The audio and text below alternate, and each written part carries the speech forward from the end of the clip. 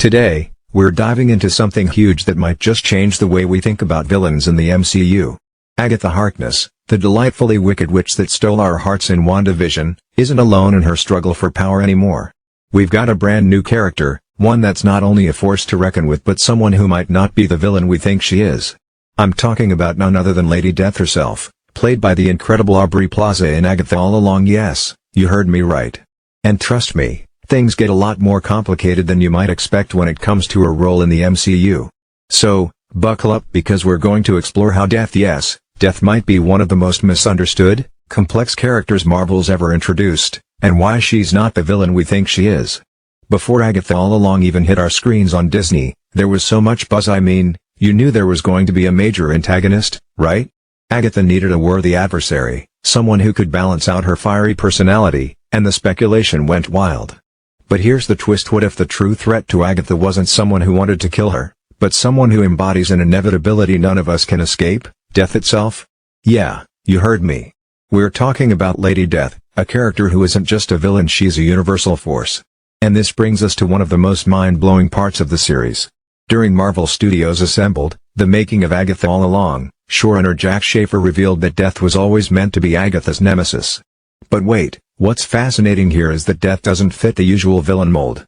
She's not out there trying to destroy everything in her path. In fact, her role in the MCU is something far more intriguing. So, here's the thing. Death is not your typical villain. In fact, the word villain doesn't even fit when we talk about her. Yeah, she might cause chaos, and sure, she has a dark, twisted side, but she's not a heartless monster. No. She's actually a neutral force. Think of her as a cosmic observer. In Agatha All Along, Death isn't a sadistic killer going after innocent lives for fun. No, she's just doing her job, following the rules of the sacred balance that governs life and death in the universe.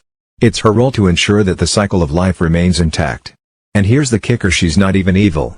In fact, she's the ultimate equalizer. She doesn't choose who lives or dies, that's just life. It's a cold, painful truth, but inevitability is something we all have to face. Now, things get a whole lot more complicated when Agatha enters the picture. Agatha is a complicated character. She's a murderer, a survivor, a mother, and a lover. And when you throw love and death into the mix, things get messy, my friends. Agatha's history with Death is tragic. In a heart-wrenching twist, Death gave Agatha 6 extra years with her son, Nikki. But here's the kicker: even though Death offered Agatha this time, the loss of her son, Nikki, is a wound that refuses to heal. It's the ultimate betrayal, and it's a wound that only Death could inflict. But don't think Death wanted to do this.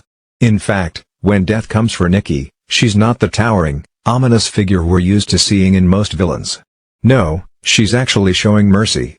She doesn't want to take Nikki away. She's bound by her role, by the rules of the universe. And when Nikki passes, she's gentle with him, guiding him into the afterlife with compassion. And yet, Agatha can't forgive her. Because, from her perspective, Death didn't just take her son, she took everything. Here's where things get wild. Because Death isn't just this emotionless, cold force. No. She has feelings. She's vulnerable, she's deeply affected by her role, and she loves Agatha. She loves her. And it's that love, that very human emotion, that makes her so fascinating. When Death confronts Agatha, she's not just angry, she's hurt. She asks, "Why don't you want me?"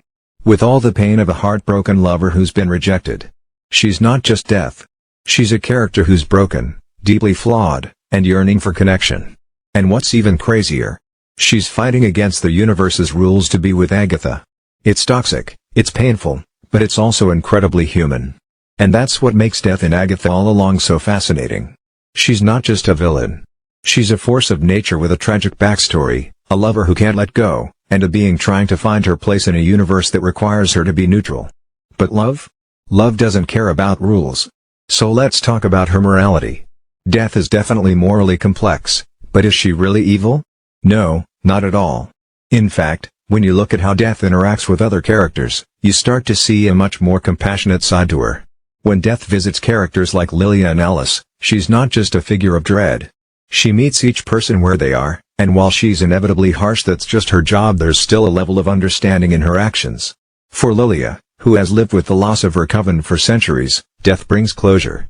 For Alice, a protection witch who sacrificed herself, Death offers a strange kind of comfort, reminding her that her death wasn't in vain.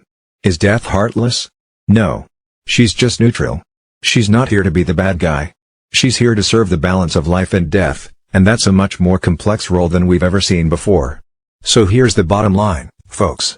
Agatha all along takes the idea of a villain and flips it on its head. Lady Death isn't the evil antagonist we expected. She's much more than that. She's a reflection of the universal truth we all have to face: death is inevitable. But just because she's not out to destroy the universe doesn't mean she's boring. No. She's complicated, emotional, and deeply tragic. She's not evil, just broken. And honestly, I can't wait to see more of this complex, misunderstood character. Death in the MCU is not what we've been led to expect. She's a new kind of anti-hero, one who isn't tied to a traditional sense of morality or villainy. She's just Death. And that makes her one of the most fascinating characters Marvel has introduced in recent memory. So, what do you think? Is Lady Death the villain the MCU wants her to be? Or is she something far more complex and tragic? Let me know your thoughts in the comments below, and don't forget to hit that like button if you enjoyed the video. Until next time, stay weird, stay curious, and stay tuned for more MCU deep dives.